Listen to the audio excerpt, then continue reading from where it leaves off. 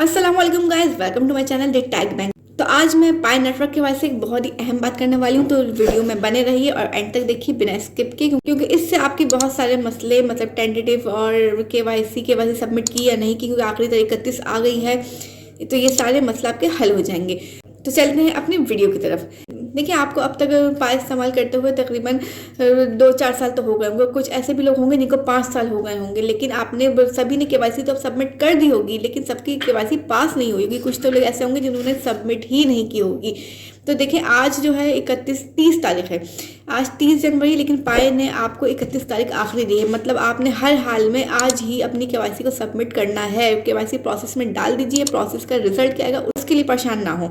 आपको सिर्फ अपनी केवाईसी प्रोसेस में डाल के छोड़ देनी है, प्रोसेस लाजमी कर देनी है। बाकी आपके जो माइनिंग किए हुए कॉइन्स हैं उनको आपके वॉलेट में भेजने की जिम्मेदारी वो पाई टीम की है। आप बस 31 जनवरी से पहले, मतलब आज है 30 जनवरी, तो आज ही के दिन आप अपनी केवाईसी प्रोसेस में डाल दीजिए। उसके रिजल्ट के लिए परेशान ना हो।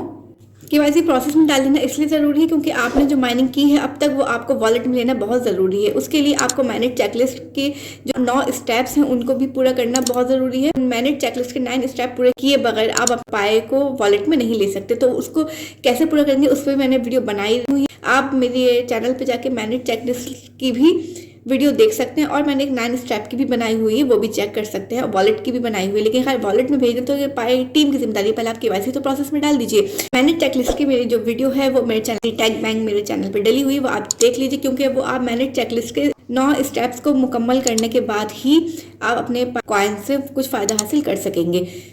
और अगर आपने आज ही अपनी 31 जनवरी से पहले अपनी केवाईसी सबमिट नहीं डाली, प्रोसेस में नहीं डाली, तो चाहे आप जब से भी पाई ज्वाइन किए हुए हैं 2019, 18, 20, 21, जब से भी आपने ज्वाइन किए हो, वो आपके कॉइन ज़ाया हो जाएंगे, वो आपको नहीं मिलेंगे, वो एक पूल में चले जाएंगे। इसलिए अपने तमाम पाई कॉइन्स माइनिंग किए हुए हासिल करने के लिए आज ही अपनी केवाईसी प्रोसेस में डाल दीजिए। 31 जनवरी 2025 के बाद भी माइनिंग जारी रहेगी, कंटिन्यू में रहेगी। इसलिए जो नए पायनियर्स हैं उनको परेशानी होने की ज़रूरत नहीं है। पुराने पायनियर्स के पिछले कॉइन्स को बचाने के लिए पाई नेटवर्क ने ये एक नई तारीख 31 जनवरी दी थी, क्योंकि आखिरी तारीख 31 दिसंबर थी, फिर उन्हें बढ़ा के 31 जनवरी कर दी थी। तो इसलिए जो पुराने वाले लोग हैं उनके लिए ये डेट है आखिरी। अगर आपने 31 जनवरी तक प्रोसेस नहीं की तो आपको फिर 6 महीने की कॉइन्स मिलेंगे जुलाई 2024 तक के। आजकल आप के पास बहुत से ऐसे लोग हैं जिनको ऐसे ये नोटिफिकेशन मिलता है कि you are at risk of losing पाई।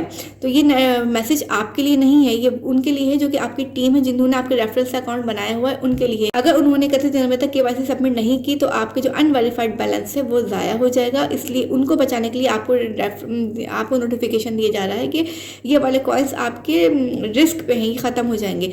इसलिए आपको चाहिए कि अपनी टीम की केवाईसी जल्द से जल्द करवाएं ताकि आपके अनवेरीफाइड बैलेंस बच सके। अगर आपकी टीम के लोगों की केवाईसी हो गई तो फिर आपका अनवेरीफाइड बैलेंस जो है वो ट्रांसफरेबल में आ जाएगा, और ट्रांसफरेबल बैलेंस ही हमारा माइग्रेशन में जाता है। माइग्रेट बैलेंस से फिर वो आपके वॉलेट में ट्रांसफ़र होता है। चलिए अब ऐसे पायनियर्स की बात करते हैं जिन्होंने केवाईसी तो अप्लाई कर दी है, लेकिन उनको रिजल्ट की जो स्क्रीन है वो अलग अलग शो करती है। देखिए, वो अलग अलग इसलिए शो कर रही है क्योंकि सबका केस अलग अलग होता है। उसमें आपको 3 स्क्रीन दिए जाते हैं, तो अप्रूव या रिजेक्ट या फिर टेंटेटिव।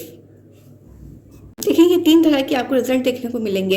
जिनका केवाईसी पास हो चुका है उनको तो कोई परेशानी की जरूरत नहीं है, और जिनका केवाईसी टेंटेटिव है उनको भी परेशानी की जरूरत नहीं है। वो आपको लैब में टेस्ट देगा या कुछ आपकी डॉक्यूमेंटेशन वेरिफिकेशन मांगेगा, वो भी आप उसको दे दीजिए, जो आपकी केवाईसी हो जाएगी। और अगर जिनका रिजल्ट केवाईसी नॉट अप्रूव है उनको कुछ टाइम के बाद अब अपील का ऑप्शन आएगा। ऐसा आपको अपील का ऑप्शन दिया जाएगा। अपील का ऑप्शन जो है महीने में सिर्फ एक बार दिया जाएगा, इसलिए इंतहाई ध्यान से आप अपनी अपील सबमिट करें। रीसबमिट का ऑप्शन आपको महीने में एक बार दिया जाएगा, जिससे आप अपनी गलती को सही कर सकते हैं। देखिए, आप केवाईसी में गलती ना करें उसके लिए मैं आपको कुछ पॉइंट बता देती हूँ। उसमें से आपको 2 ऑप्शन दिए जाते हैं, पासपोर्ट या CNIC। आप एक काम करें, पासपोर्ट तो देखिए सबके पास होता नहीं है, CNIC लाजमी सबके पास है, तो अपना CNIC को स्कैन करें और बिल्कुल साफ रोशनी में बिल्कुल ठीक तरीके से स्कैन करें। अब वो आपको जहाँ फ्रंट दे रहा है वहाँ पे फ्रंट डालें, जहाँ बैक दे रहा है वहीं पे बैक डालें। और जहाँ पे लोग ये भी करते हैं कि लोग ऐसी भी गलती कर रहे हैं कि CNIC की जगह अपनी सेल्फी ले रहे होते हैं, तो ऐसा हरगिज़ ना करें। अपनी सेल्फी के लिए वो आपको आगे चल के ऑप्शन देगा, वहाँ पे वो आपको जैसे जैसे बोले राइट लेफ्ट अप डाउन जैसे जैसे बोला वैसे वैसे करते रहिए, स्क्रीन पढ़ के आपकी केवाईसी हो जाएगी। और उसमें एक्सपायरी डेट, CNIC पे जो नाम है वही KYC पे नाम लिखें, जो कुछ लिखना है सही लिखें, और अपनी जो तस्वीरें हैं CNIC की उसको बिल्कुल साफ़ सुथरी और सीधी रख कर लें ताकि आपकी KYC हो जाए, उनको किसी चीज़ का डाउट ना रहे। रीसबमिट होने में अगर आपसे कोई भी गलती हो जाती तो आपको फिर वो एक ऑप्शन रीसबमिट वाला 1 महीने के बाद मिलेगा, इसलिए ध्यान से रीसबमिट को फिल कीजिएगा। अब अपील की बात कर लेते हैं कि जिनको अपील का ऑप्शन आए उनको अपनी अपील में यही लिखना है कि जो हमारा रियल नेम है, जो असल नाम है वो यही है, स्पेलिंग बिल्कुल ठीक ठीक लिखना है और अपना आखिर में नाम दोबारा लिख दें कि ये मेरा नाम है, और जो मेरी ID में है या जो शनाख्ती कार्ड पे वो बिल्कुल सही नाम है। बस आपको अपील में इतना ही लिखना होगा। ये सब करके फिर अपील सबमिट कर दीजिए। अपील सबमिट करने के बाद आपको ऐसे 2 ऑप्शन मिलेंगे, एक अपील सबमिट हो जाएगी, एक हो जाएगी KYC नॉट अप्रूव। ये 2 आपको ऑप्शन दिखा देगा। अपील के बाद देखें वो आपको ऐसा इंटरफेस दिखाएगा कि अपील सबमिट हो गई है, फिर अपील पास हुई है या रिजेक्ट हुई है वो भी आपको भी कुछ टाइम में पता चल जाएगा। अपील आपकी पास हो जाएगी तो आपका अगला स्टेप माइग्रेशन का होगा, जो कि स्टेप 9 है। वो फिर पाई की टीम खुद करेगी। पहले उसमें 14 दिन का टाइम होता था कि 14 दिन में आपके पाई कॉइन जो थे आपके वॉलेट में ट्रांसफर हो जाते थे, लेकिन अब क्योंकि बहुत से लोगों ने अप्लाई किया हुआ इसलिए 14 दिन से ऊपर ही लग जाता है। लेकिन खैर वो काम जो है पाई टीम का है, उसमें आपको परेशान नहीं होना है। और अगर आपकी अपील जो है रिजेक्ट हो गई तो उसके लिए आपको फिर कुछ ऐसा इंटरफेस दिखाया जाएगा, ऐसी स्क्रीन आएगी।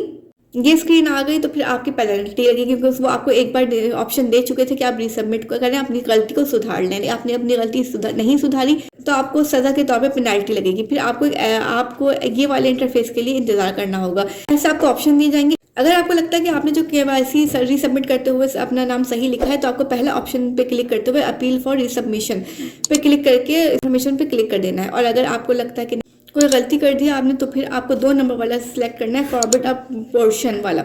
इस पर क्लिक करके आपने फिर आगे बढ़ना है। यहाँ पे देखिए आपको कह रहा है forward 20% of pi and continue, मतलब 20% जो आपका पाई होगा वो कटेगा, सजा के तौर पे पेनल्टी लगेगी आपकी, और फिर आपका ये केस आगे बढ़ेगा। अगर आप अभी भी अपने कॉइन्स को नहीं कटवाना चाहते तो आप गो बैक पे जाके फिर रीसबमिट पे दोबारा जा सकते हैं, रीसबमिट KYC पे जा सकते हैं।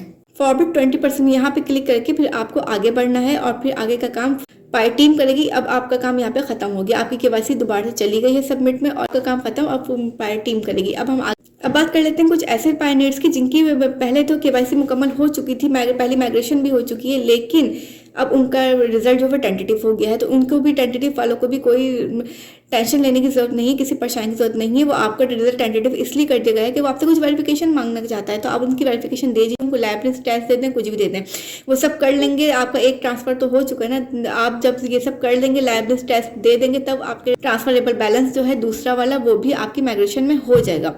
तो उम्मीद है आपको मेरी वीडियो बहुत अच्छी लगी होगी, आपके लिए हेल्पफुल रही होगी। वीडियो को लाइक कर दीजिए, चैनल को सब्सक्राइब कर दीजिए ताकि मेरी हर आने वाली वीडियो आपको मिल जाए। थैंक यू, अल्लाह हाफ़िज़।